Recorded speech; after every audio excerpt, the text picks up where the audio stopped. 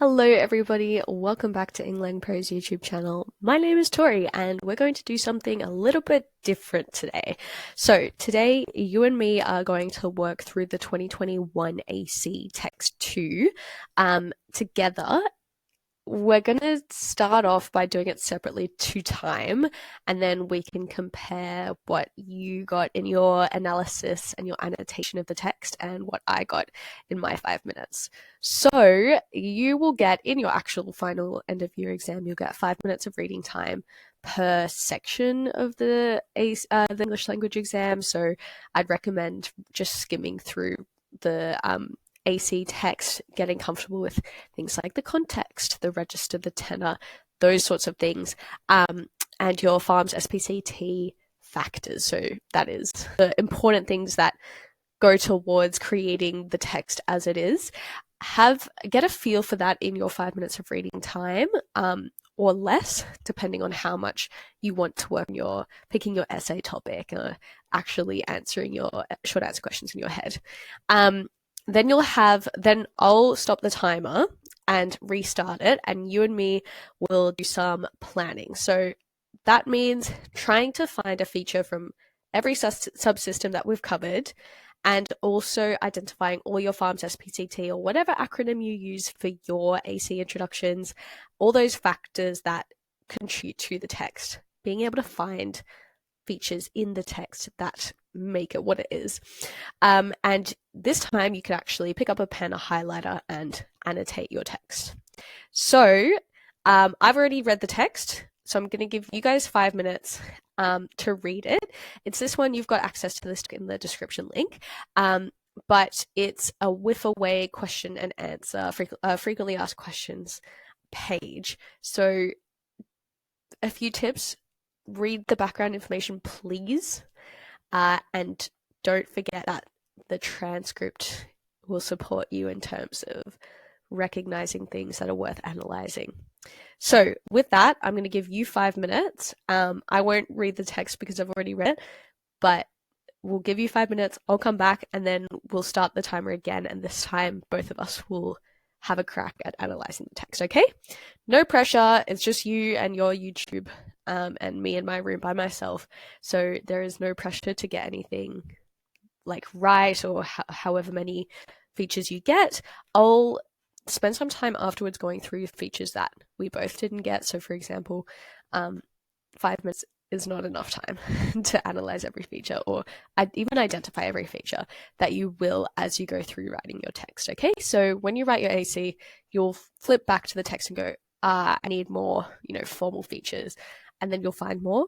So don't stress that you haven't got enough features in your annotation, because we'll get to that, and you'll get to that when you actually write your AC, which you are fully welcome to do after this video and take it to your teacher to get marked. So with that said, let's get into 5 minutes of reading time. Open up this document, have a read and have a think, but no writing, okay? I'll let you know when the 5 minutes is up.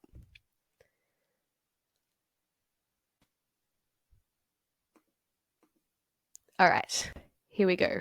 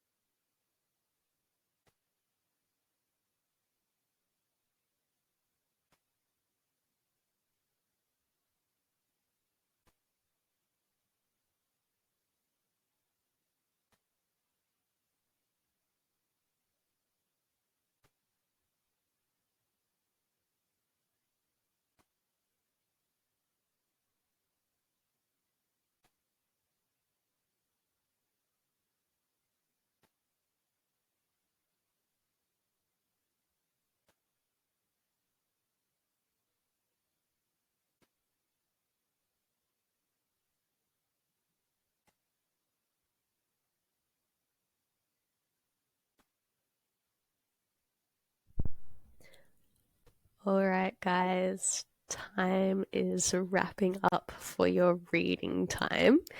How did we go? How are we feeling? I hope not too bad.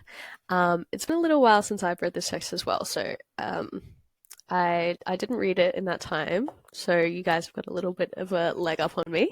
But I've got my old VCE psychology exam papers here that I kept for some reason, and I'm going to use it to jot down my ideas because I don't have a printer.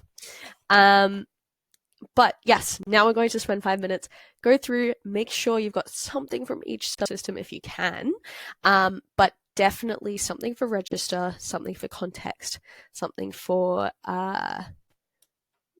purpose, and something for function. Those four are absolutely vital. So with that, let's do 5 minutes. I'm here doing the same thing as you guys are. Let's do it.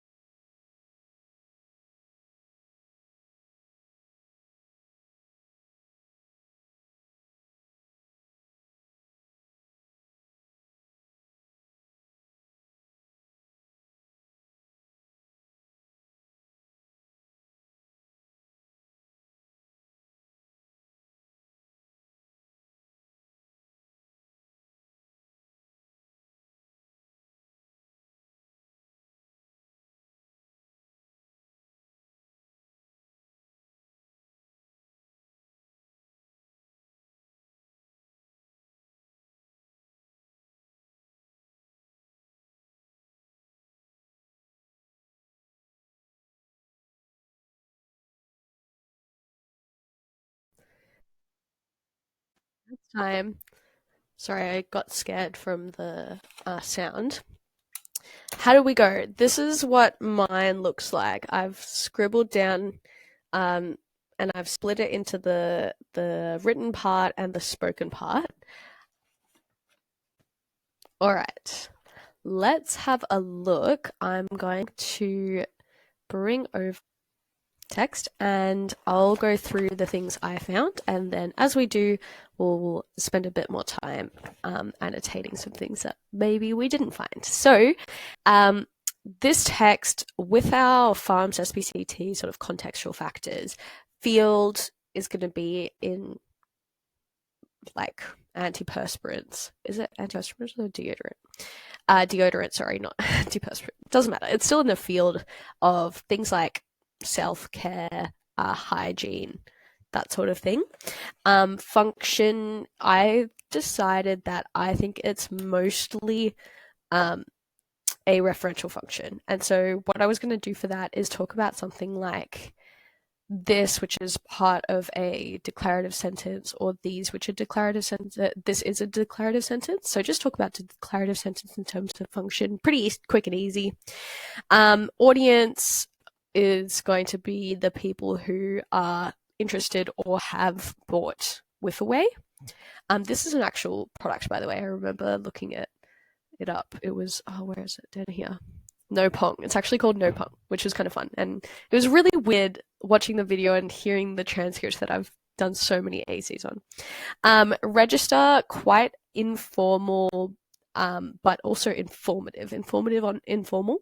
Or advertising, informal. I used the fact that there were some emojis, although that's also going to be part of things like context, the fact that it's online, so you could talk about that under context. But also things like these, I found this. So smelly armpit bacteria is quite dysphomistic, and these, sweatiest, smelliest, they're dysphomistic superlatives in line 7. And so I would talk about that in terms of the informality, and also how they're closing social distance by talking about quite taboo, kind of gross topics. What else have I got? So mode is obviously mixed modal, spoken and written. S is for setting. It's online, so things like this. Okay, yes, that's right. Hyperlinks, you can talk about the situational context, which is setting, in terms of the fact that there are hyperlinks, and so this is an online forum. What else have we got? Purpose. So clearly to advertise. So wait, did I have anything for that? Ooh. We also have much less to advertise. Okay.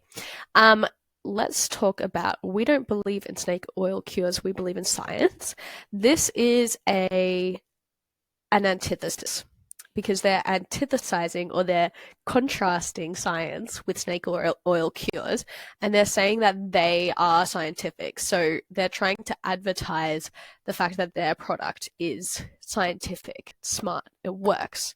So that's quite advertising. But there are much more things about how this is advertising. Like, you could talk about the smiley face here as well, but a lot from the video section as well. So things like love Darwin. Love Darwin is a compliment, and this is something I would talk about in terms of face needs. So why are they saying love Darwin? Because they want Brian to like them. Context, we've spoken a bit about tenor. So tenor is interesting, like the relationship between MM and CC. We might actually know.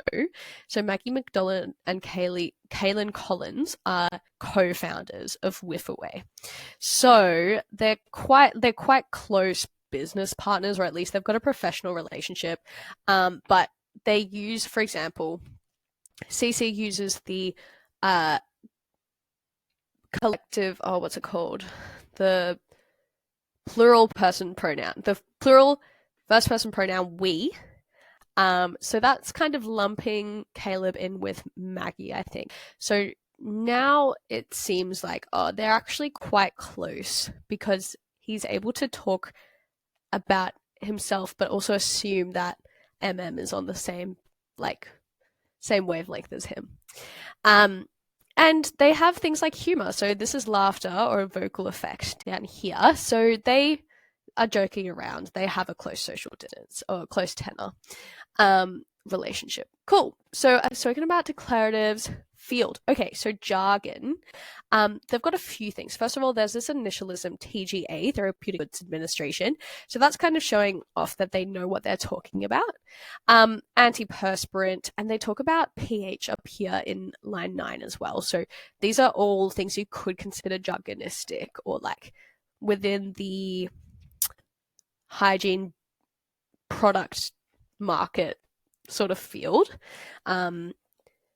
Dysphemisms I've spoken about, hyperlinks, emojis, formatting. So for the written part, you're going to want to talk about cohesion and coherence. So lots of discourse features here. Just the fact they've got bolding and subheadings with the questions in a Q&A format, which, by the way, is consistency in conventions as well.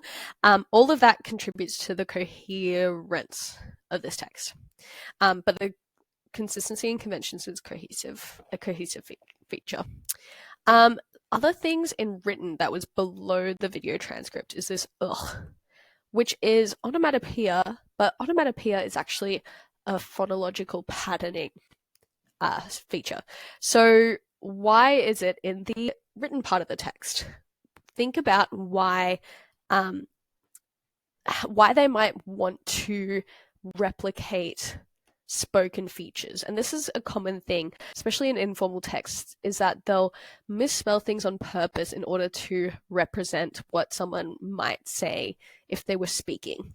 So they're trying to represent that sort of disgust or that sort of vocal feature effect that they would have if they were speaking, which makes it informal and makes it a little bit more almost relatable as well because of how informal that is. They've started a sentence with and here, which is a conjunction. And they usually don't, it's ungrammatical or non-standard to start a sentence with a conjunction, which also is informal. Exclamative tone. Be careful here. Watch our video on sentence types because it works perfectly as a declarative. It's just giving information, but it's got an exclamative marker. Or an exclamation mark, actually. So you can still talk about how they've used that exclamative tone on this declarative, but do be careful with calling it the type of sentence that it is. Those were the features I got for written. The things I was thinking about for the spoken part, other than what I've highlighted. So always think about how the transcript basically tells you stuff. So we've got fast tempo here. All right, we've got a question here from Brian. That's making sure that they can bunch in as much information as they can in this Q&A video segment. Is it that worth analyzing? Probably not. But something like Darwin, which is underlined and therefore emphasized, that's going to be a prosodic feature that might be worth analyzing. Very valid question. A very valid question. Very much validating Brian. Again, it's complementing. We want to talk about positive face needs here. And positive face needs are a huge part of a brand's image. They need to be liked in order to make money, and that's their goal. Initialisms TGA, I talked about falling and rising intonation. So turn taking, I talk about a lot when I have a spoken text. So in line 36, we've got falling intonation, which indicates to MM that she can take the floor from CC. But we've also got in line 44, we've got rising intonation, which indicates that CC is still talking and isn't ready to pass over the floor. So MM doesn't. Laughter we've spoken about. Non-fluency features are a big part of spoken discourse because it's representing how it's not scripted, or at least partially spontaneous. And that's going to help decrease social distance and make customers feel more comfortable with the owners of this brand because they were like, oh yeah, we'll just chuck on a video camera and answer these questions live because we're so confident in our brand that we can just talk about it without having to really think about the script and edit out all the, suspicious things that we would say, no, they're like very personable. They don't have any shady business practices. They're very willing to just talk about their product at the drop of a hat. And then gotcha, line 26, gotcha. So 2 words, got you, that have been put together, compounded, blended, gotcha, and then assimilation. So instead of y, we've got ch because it's closer to the t in the place of the mouth, place of articulation. So gotcha. And it's non-standard and therefore informal, but it's also, you should talk about that connected speech process of the assimilation. Awesome. So those are the things I got in the 5 minutes. How did you go? Have a comparison, look through what you got compared to what I got, and I'll just read through now and talk through anything else that I didn't get at the time. So, here are some of the most frequently asked questions asked by you, our amazing customers. So that's already something. They've said the word you, second person pronoun, connotative, and also our amazing customers, again, using positively connotated terms to really emphasize how much they care about you and that sort of thing. If you have a question that's not covered off here, try our dedicated help center. This is a resource that condensed thousands of questions into an easy-to-use section of our site, smiley face. Whiff away sounds too good to be true. Does it actually work? Yeah, it does. So, this is a question and answer. Oops. Oh, no. This is a question and answer text. So, of course, there are going to be questions and answers, but technically you could also talk about this as part of an adjacency pair. So, does it actually work? Yeah, it does. Question, answer. It's consistent. Conventions is what we expect. We've tested it on the sweatiest, smelliest people, and it literally eliminates armpit odor. We don't believe in snake oil cures, we believe in science. Whiff away creates a pH environment that smelly armpit bacteria can't survive. I'm a sweater, so I need an antiperspirant so I don't turn up to meetings with my pits dripping wet. Sweater, you could argue about lexical ambiguity because it's also a jumper, or conversion of word class from noun to, just another noun actually, so you can't do that. But I'm a sweater is quite possibly lexical or linguistic innovation, to be honest, because I'm not sure that it's, denotated in a dictionary as a real word. So I need an antiperspirant so I don't turn up to meetings with my pits dripping wet. Pits is also the shortening from armpits to pits is quite dysphomistic as well. Extremely effective deodorant. You could talk about this maybe in terms of alliteration, but it's only 2 words. I'd always pick up on alliteration if it's more than 2 words, to be honest. But it is important to note that it is not an antiperspirant and does not contain ingredients which are often aluminium-based designed to block sweat pores. Antiperspirants are actually a completely different category of product, and we are conscious that we do not make those claims.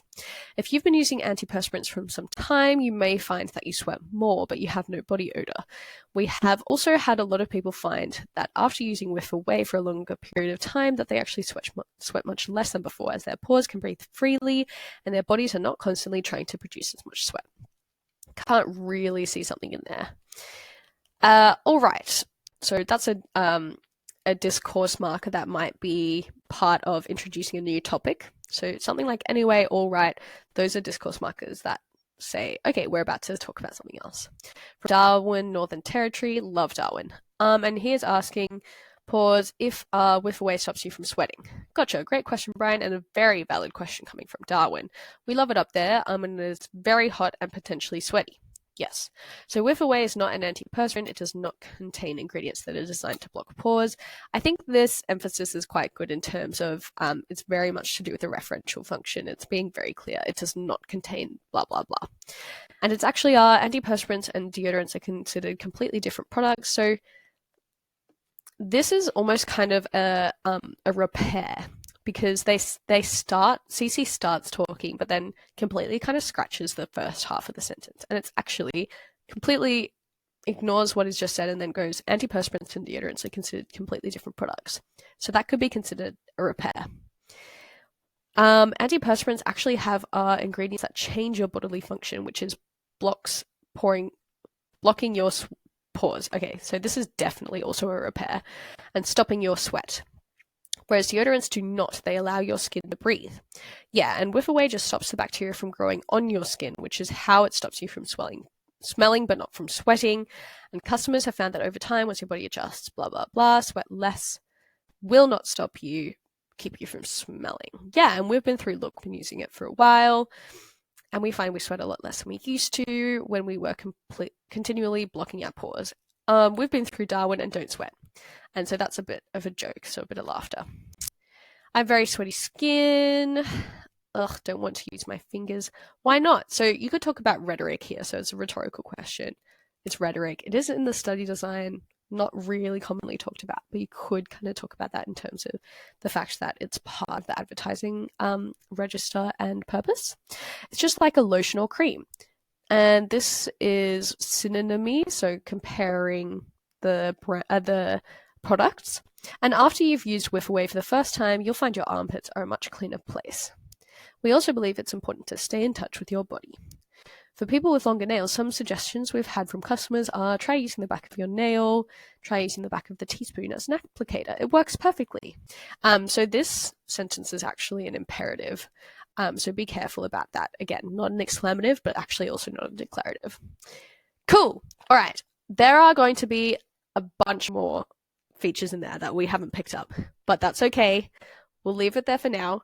What I'd suggest you do is have a go at writing at least the introduction and take it to your teacher to have a look at and have a look to see if you can improve anything about your intro or go on to write the rest of your paragraphs for your AC. I hope this has been helpful, the annotation process. All the best with your future studies, and I'll see you next time. Bye!